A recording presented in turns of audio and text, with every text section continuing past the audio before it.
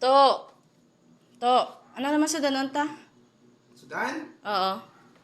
Bala. At ko na Sa din ka? Kita Sudan eh.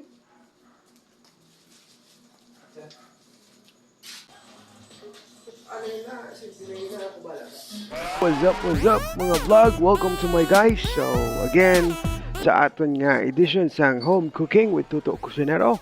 So for tonight, no, imbento naman ta. May nakikita ta nga video nga nagadubos lang sa gata. So testingan naman nabi.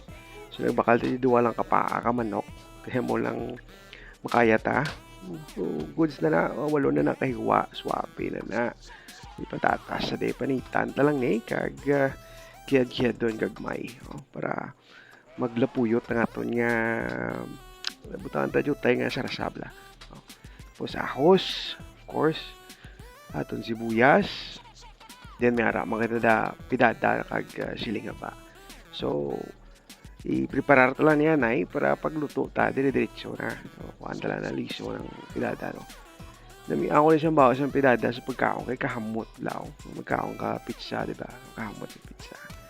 Alright, so preparado na nga ito yung mga panakot, pampasabor. Gasan lang ito manok para piyong limpyo.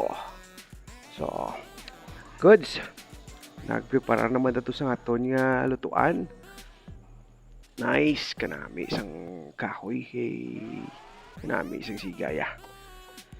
So, sugudan na mabutang na mantika. First step, ang ato niya patatas, i-prituhon na sanay sa mantika. Papula-pulahon na lang siya. And then, set aside lang sa kilid. Mag-isaman tas ang ato niya ahos, kag sibuyas. Kag manok, of course. No? Hindi lang pag-impo ng patatas. I-separate na lang siya sa parts ng kalaha o kung ano man niya lutuan na rain nyo da. Hulaton talaga mag pula-pula sila no. Asinan ta timplanta jutay ng asin para magpalanopsop ang iyang sabor. Patis, of course. Kag lugay-lugayon ta lang. Imekos-mekos ta lang. Tapos parang pula-pula na siya, pwede ta na mabutang aton nga gata. Butangan ta lang isang kalawag para may color bla. Ito mabutang isang food color kay aming kalawag. Pag bukalya, no? So, butangan ta sang pepper. Timplanta mo dyan sarap. Para timplado na so na nga ito niya luto. Latong lang magbukal. Pag naglapuyot na siya gani, pwede na na. Dilawan ta na. Kay katahom sa sabor. Okay na. Okay na ko, no? Alright, so prepara na ta sa ato niya panyapon kay medyo dulom na. Ay na ang ato niya finished product, no? Ang adobo kuno sa gata ni. Itsura do ang gid man sa chicken curry no? Hagang sabor tungod sa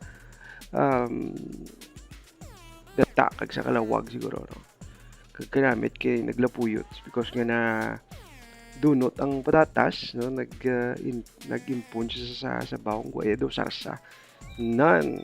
Kag of course ang aton nga pampakahanggaw namit na pasayon mo. Dynamite la nan katahom. So guys, manyapo naman ta. Piyo naman niya mapadamo ni aton nga kaon kay katahom sa aton nga sudan. So sa mga gasuporta sa aton naglino, kung may gusto ka mo suggest, basta makaya ta, tuon kag masarangan sa bulsa ta, tulo-testingan ta. Pagkita ta sa inyo kung paano magluto kag updan nyo ko sa pagluto sa manamit nga suludanon. So mula na, thank you so much for watching. See you on the next video. Thank you.